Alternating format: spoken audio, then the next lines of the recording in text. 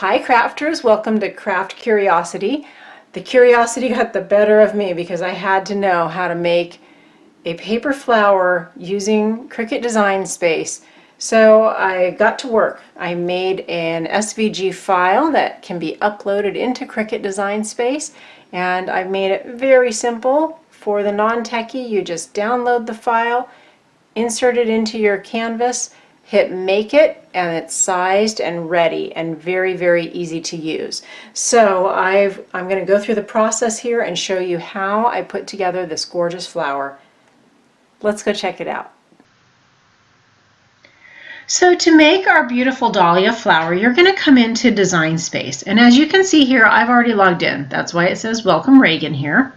And I can either come down and click on this big plus sign for a new project, or I can go up here to the far left corner and click on the accordion to bring down the menu. And the home screen is the screen that we're looking at right here. Canvas is where we want to go. So we open up our canvas, and on here you can see on this left hand side we can create a new project. I have a blank canvas, so I'm already set to create a new project, so I don't need that. And I'm going to skip past the templates and the projects, the images, text. Come all the way down to the bottom where it says Upload. Click on Upload, and this is where you can now go collect your file that you downloaded from the website. So we're going to upload the image, and then we're going to browse for that file. Now it's going to be wherever you placed it. Most likely it's in your downloads.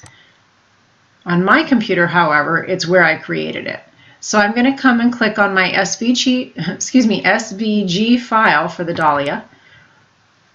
And it's going to open up my image, which is a collection of bits of images, right? It's a circle and petals.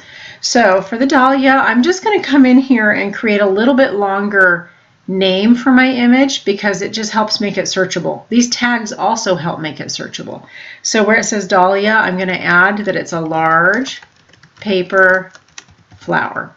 Now that's just my file name, but I also could put all of that in my tags. And that way I'm using all of these terms again to make it searchable. You don't have to do that, but that's something I like to do so that I'm set up for future use. And then once I'm done with all that, I just come down here in the bottom right and click on Save. And that's going to save that image into my library of images.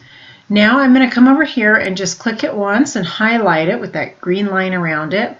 And I just click on Insert Image. Now that this is ready to go here, one thing I recommend is I've already sized this for you for the standard large flower.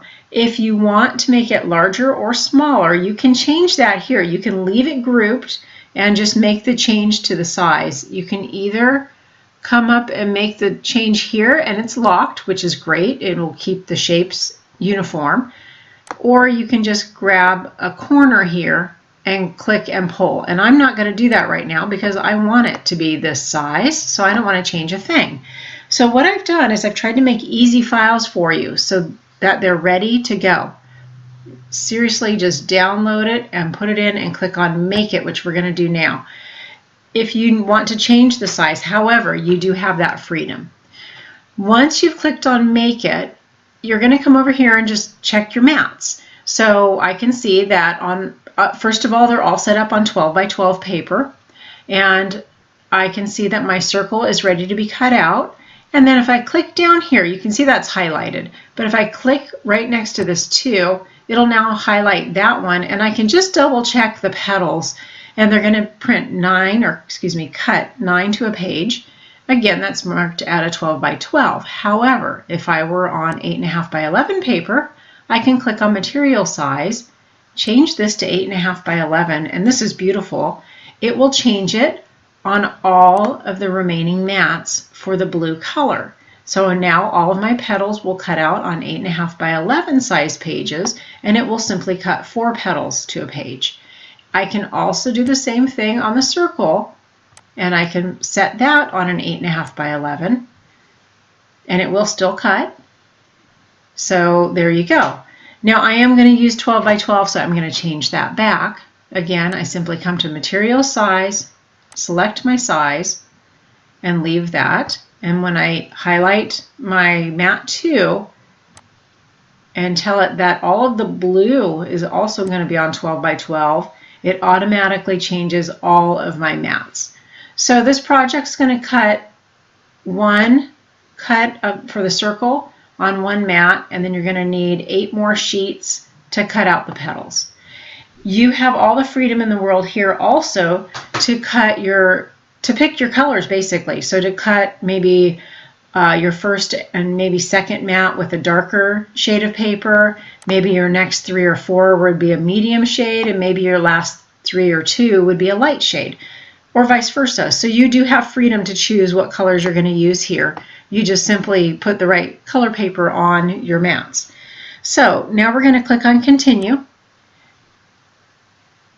and we're just connecting to the machine, which we were already connected. Now in my set materials, I had it highlighted on favorites, so I'm going to switch that to popular. And right here, I'm just using a light cardstock. So I'll just click on the light cardstock.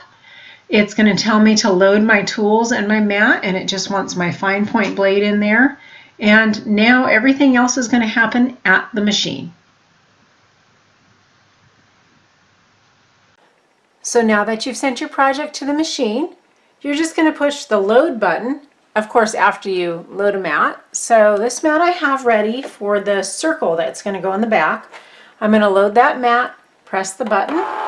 The machine's going to load it up, make sure I have the right needle in it, all of that fun stuff. Then I'm just going to click on the Cricut button, the go button, and we'll start cutting.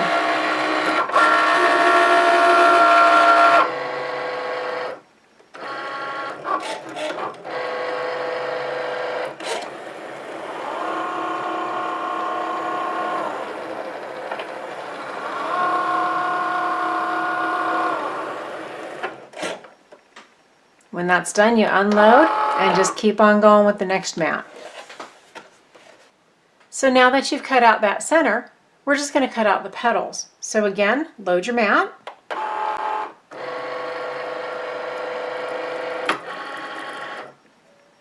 And then click on that Cricut button to go.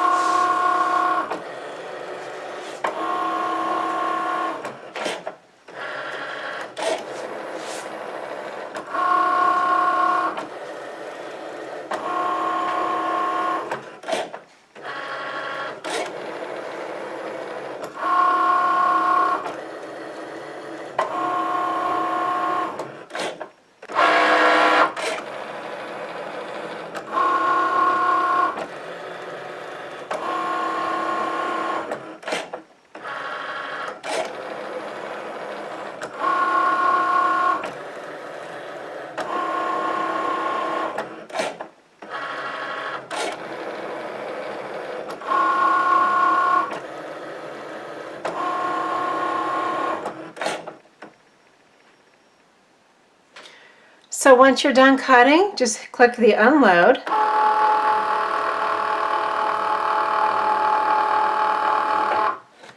Snap out those petals and peel away. I always like to peel away the outsides first.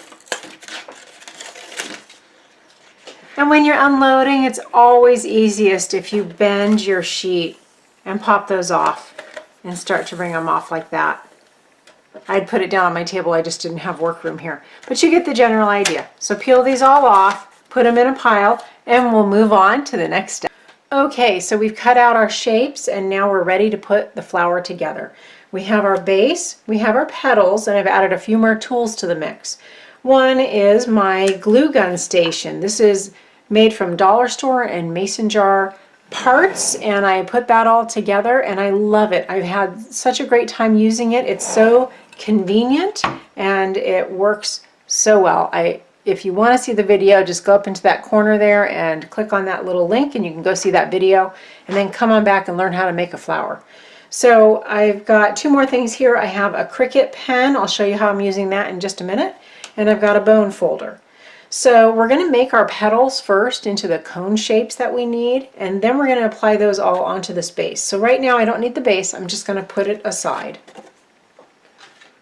Now next, I'm going to roll up and make cones out of all of these petals. So the first thing I do is, and I can do this, you know, a couple at a time to start, is I'm going to grab a couple of my petals, and if you notice your shape here, you'll see that there's 3 even points and then 1 elongated point. It's actually a rhombus shape, and that elongated point is the bottom of the petal.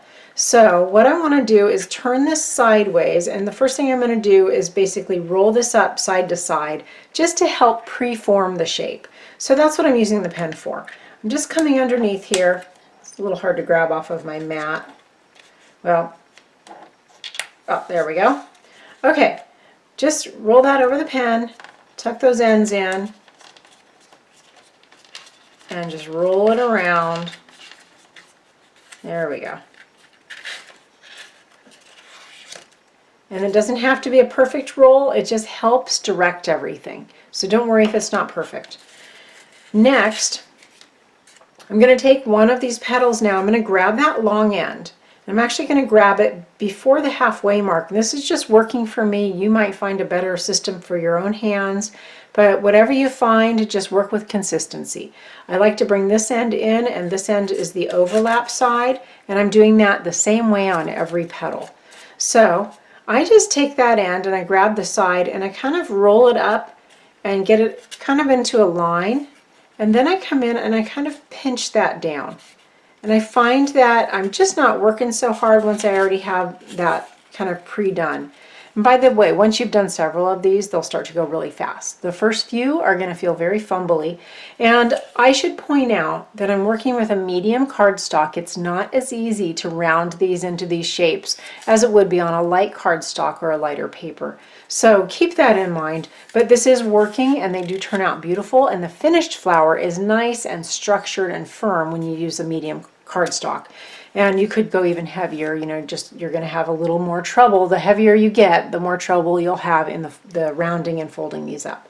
So I've got that nice line there and a little bit of a pinch and crease here to hold that. Then I'm going to bring that other side over the top, and I need to do the same thing. I need to kind of get those bottoms together. So I'm just holding it right here with my fingers and kind of bringing that in. And once I feel like I've got that kind of in a shape that I like through here, then I'm just going to kind of grab and pinch all of that. Now the next thing I'm going to do is hold that tight, grab that bone folder, and press it in. And I'm doing this for a couple of reasons. One, at this stage of the game, it's really going to help me put some glue on here and finish it out. But I'm also going to want that flat fold here when we're gluing to the base. It becomes very helpful. So I'm presetting that, but I'm also using it to my advantage to get these tops glued. Now I can let that release for just a sec. I'm going to put a dot of glue on the inside and a dot of glue on the overlap. That's it, 2 little dots. Bring that back over each other and let them set. I'm using a low temp glue so it grabs pretty quick and it's not too hot to get in here and just press it down. And look at that, perfect. I have no glue coming out of it. If I did, this particular glue that I'm using is for a high-low temp gun, and when I do get a little tiny blob that comes out, I can roll it right off if I'm quick, and I won't have any glue showing. So that's ready, it's all set. So I'll set that aside and do it again.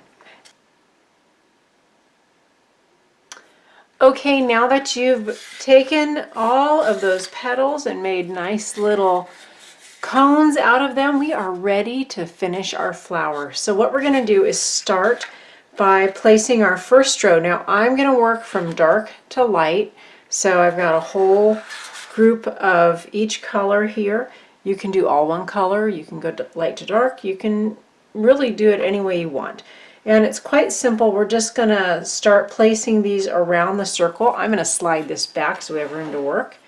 And then we just build it up. So I'm going to just get going on it, and I'm going to speed it up so that you can see it quickly how to put it together. But if you do have questions about placement or anything, just let me know in the comments. I'll be happy to answer those. So here we go.